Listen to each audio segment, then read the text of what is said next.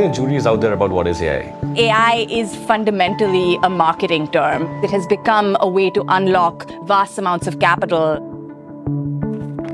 About $1.5 trillion is being pumped into these large language models just to keep them learning. With automation, 60% of the work is automated. I don't need 100 people, I need only 40 people. I think before we talk about what is India's unique AI path, maybe we need to discuss, does India have a unique AI path? I mean, that's what India wants to tell the world, right?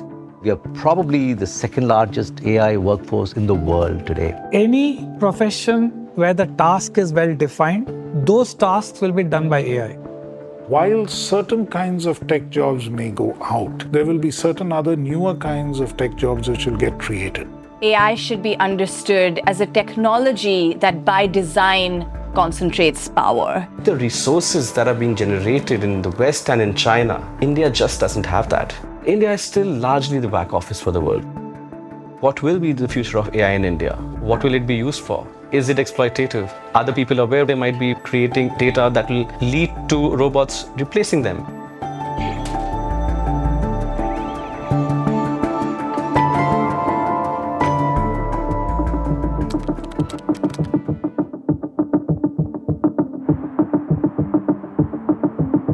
Karur is a very small town in Tamil Nadu, southern state, and you don't have a lot of jobs in these places.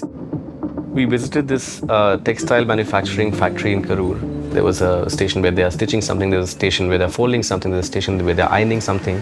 And almost in all of the stations, some of the workers were wearing cameras on their foreheads. It was either a GoPro, and some of them were also wearing meta glasses.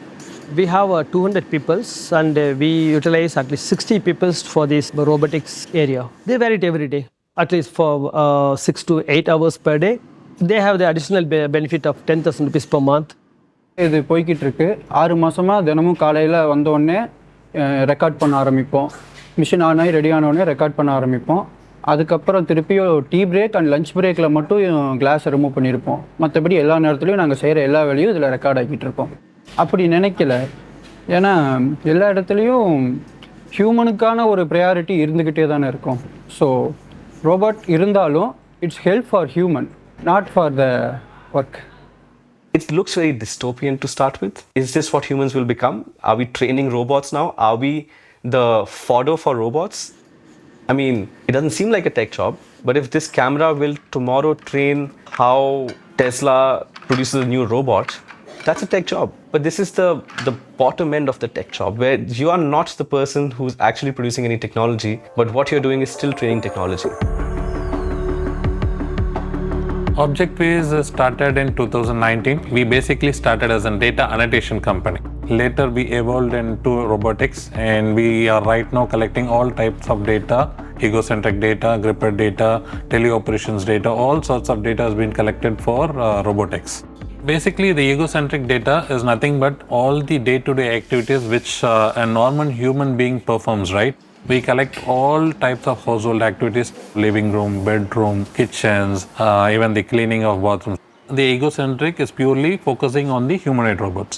This capture of data from A to Z is the building blocks for the actual robotics. They are expecting a 6 months volume to be generated in a single day. They are expecting around 500 millions of hours in a single day. So that's the volume they are actually expecting. 500 million hours? Hours, single day. So myself Dharni, so 28 years old. I'm a teacher by profession, but after my baby was born, I was unable to continue with the job. Then they understand the process actually. I'm just capturing my day-to-day activity, right? Like folding the clothes, like brooming the house, and cleaning the bookshelf, or cleaning my kids' toys, washing the vessels. For 3 hours, they will be paying 1,000 rupees. I used to wear this for 6 to 7 hours because I have to cover up the activities. So from that, I'm earning, right? If you see in the startup companies as well as in the multinational companies, if you see a lot of companies have laid off a lot of workers actually due to this AI. A lot of my friends and my relatives also got laid off from their jobs. As of now, my job is really safe because we are just training that. So until the model get trained, or robots cannot take our work, I believe. You have to understand, for a robot to know that this is a cup, San Francisco offices don't train the robot to do that. It's people sitting in small town India. The fact that we have 1.5 billion people who can generate data is both good and bad. This kind of data work to me provokes that fundamental question, which is this is a supply chain which is extractive by design. If you're paying a price and somebody is willing to do it, then it's a fair trade. But at some point, somebody has to ask, are we being exploited? Is there an alternative? Are we data working our ways out of employment, out of good jobs, into a world where the mediating force, the technology that mediates across different sectors of the economy are the companies that run away with the lion's share of the value? There are geographies in India where people will be exploited. They will be asked to wear these cameras by their employees with no extra money given to them. And all this data can be used against the workers as well. The creation of these large language models has raised really serious concerns about whose knowledge was it that created these systems that these companies are now profiting in the billions out of. India is saying we'll build our own large language models, we'll build our own products. But almost all the products that are there globally at some point will be trained by somebody in India. India has had a massive data annotation industry for many years now. What is data annotation? It's basically you tell every piece of information, you explain what that information is for the computer to learn. There are self-driving cars in the world, right? Those cars need to identify what are the objects on the street. This is a truck, this is a car, this is a billboard. You annotate all that and train the algorithm. It goes back to about 15 years. Our next 12 started when we went to a place called Mallasamudram. And we saw this huge engineering college there with thousands of graduates coming out of the college. We went back and looked at the data and we realized that 60% of the colleges are concentrated in the small towns. Therefore, 60% of the graduates in the country are also from small town. And these are first generation graduates, which means parents are farmers, daily wage laborers, agriculturists, tailors, clerks, policemen, and they would have taken loans for their education. I am Purani. Currently, I am an assistant deputy manager. I am handling Southeast Asia, Europe, and North America, LATAM. We work with some of the top companies in the retail segment. They are doing absolutely cutting edge AI work in the space that they are in. When they are building these AI algorithms, they need people who are able to train, test, and validate these AI algorithms, which means data annotation, video annotation, audio annotation, multi-turn conversations, reinforced learning through human feedback. If there's an assembly line and one person's job is to put a screw in, that person has to make sure the screw is going in accurately every time for every product that passes through him or her. It's the same for data annotation. It's like a factory floor. You have to have absolute accuracy.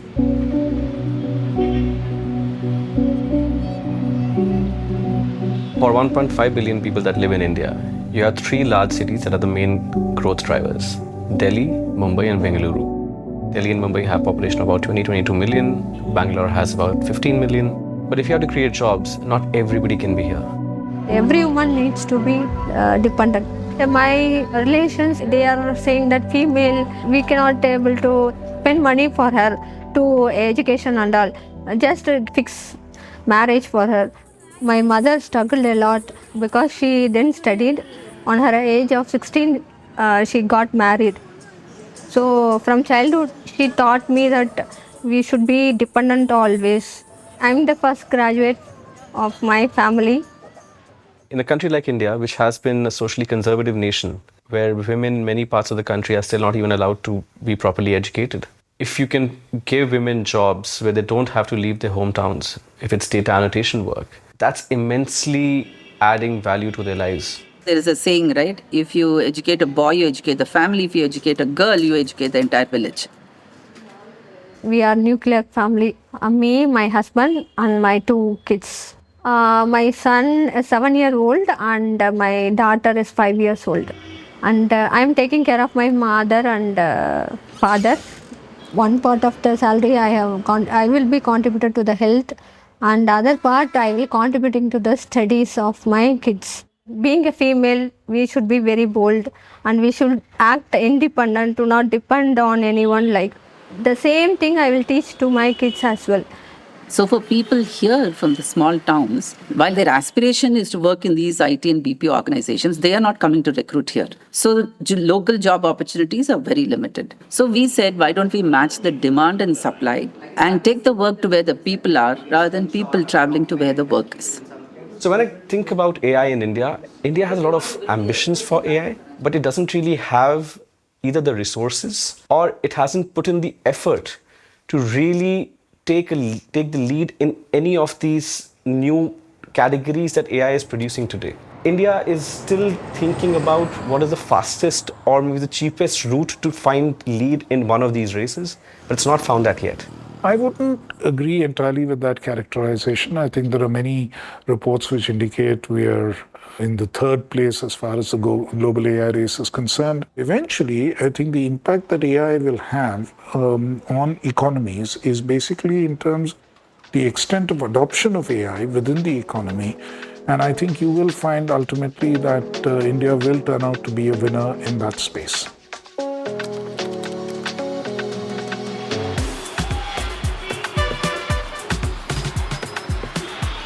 We are sitting in Bangalore right now. This city was built on the tech industry, the boom of the tech industry that started in the early 90s in India.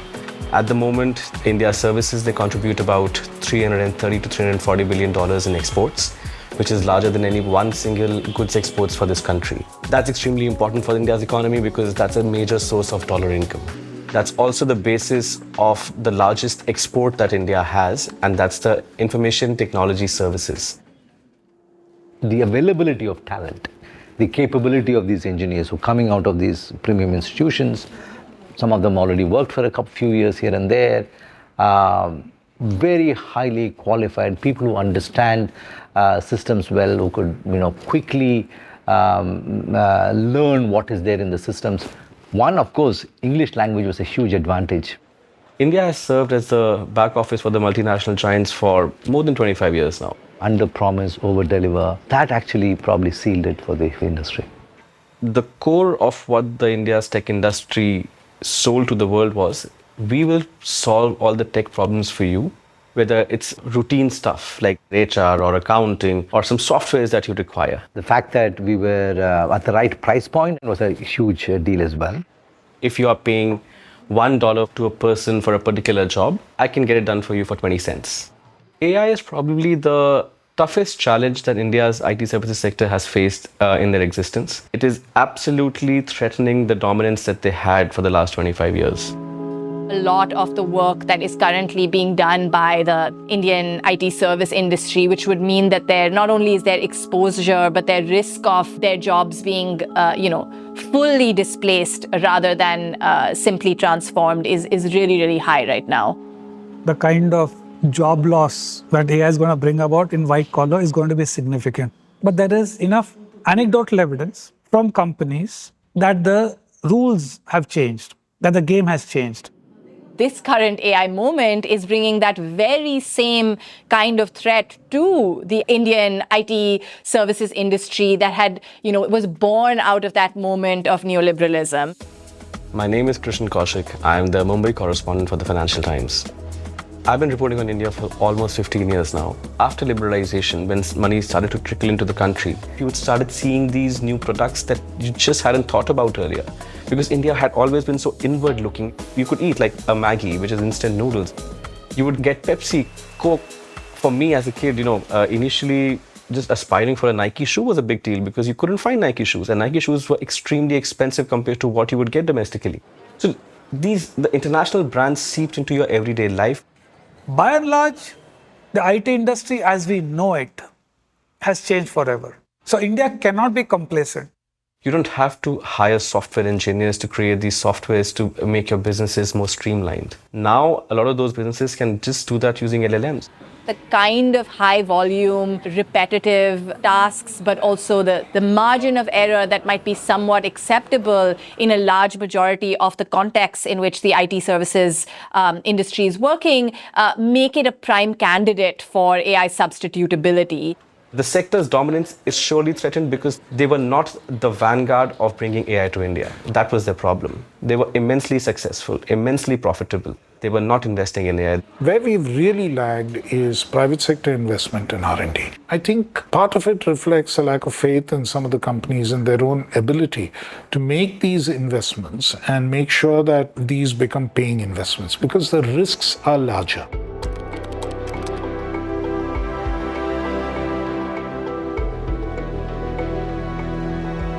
Tesco is one of the oldest retailer in Europe. It is 66 billion pound business. We are not just a retailer, we are retailer, wholesaler.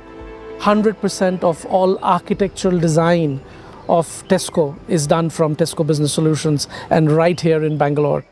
Whether it's the civil engineering, whether it's mechanical engineering, electrical engineering, we have over 100,000 fridges across our 4,500 stores. And these are managed through an IoT platform here where we monitor fridge temperatures. If I look at the most complex thing that we do is something called personalization. We have data over the last 30 years for around 22 million customers. And what AI does is really understand the pattern, the trend, and really help our customers to shop better. We've used AI in a tool called cost intelligence model. A bread company came to us to say, we're going to increase the cost of bread by 10%. So what the AI tool did was break up the bread ingredients to say it's made up of yeast, it's made up of water, it's made up of flour, and therefore what's inflating and what's deflating. So that helped us to reduce our costs. India is still doing the work for companies that are largely based outside the country. That's why it's called the back office. Now, a lot of that work is being done in-house in what are called global capability centers. Today, if a store has any issue, we have an AI system which senses that issue, categorizes that issue into one of 300 possible problems that could happen in the store, and then send the right vendor into the store to fix it as fast as we can. All of this happens touchless. I think people talk about job losses and what AI would do. I think of AI slightly differently. A lot of people said when internet would come in, it would create a lot of job losses. But it doesn't. The threat to humanity is not AI. Threat to humanity is the inability to learn. When I think of AI in India, the first word that jumps to my mind is a scramble. India is trying to project everything. India is saying we'll build our own applications, we'll find our own solutions, but none of that is visible at the moment. By virtue of India's IT skills, I believe India can play a very important and unique role in AI. I think India actually has the opportunity to be the AI factory of the world.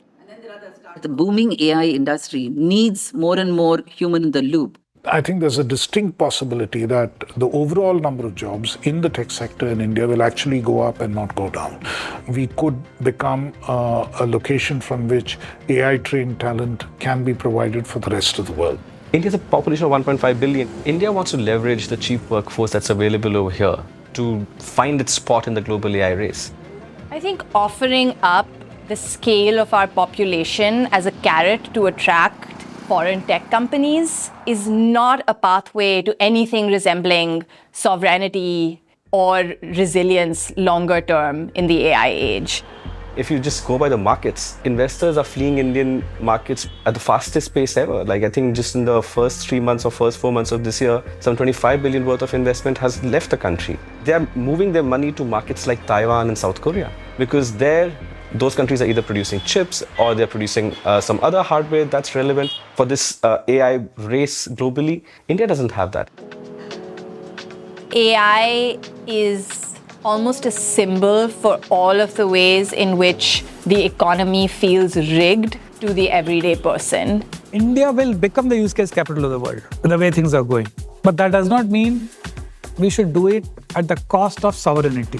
I think this kind of framing that positions us as a market for the taking for US tech giants in some ways cultivates a position for India in the supply chain that is more akin to the back room with echoes to the BPO era. This is a young country. There are people who are willing to experiment with what comes their way. There are people who are willing to adapt and change things quickly. If India is to become a developed country by 2047, then this is a technology which we need to adapt to our circumstances. We need to make sure that this is a technology that works in all the real sectors of the economy. India has one unique thing which almost nobody has. That's talent at a very, very large scale. Now the challenge over there is, if you don't have enough jobs for these people, then what is the value of the scale? It's nothing.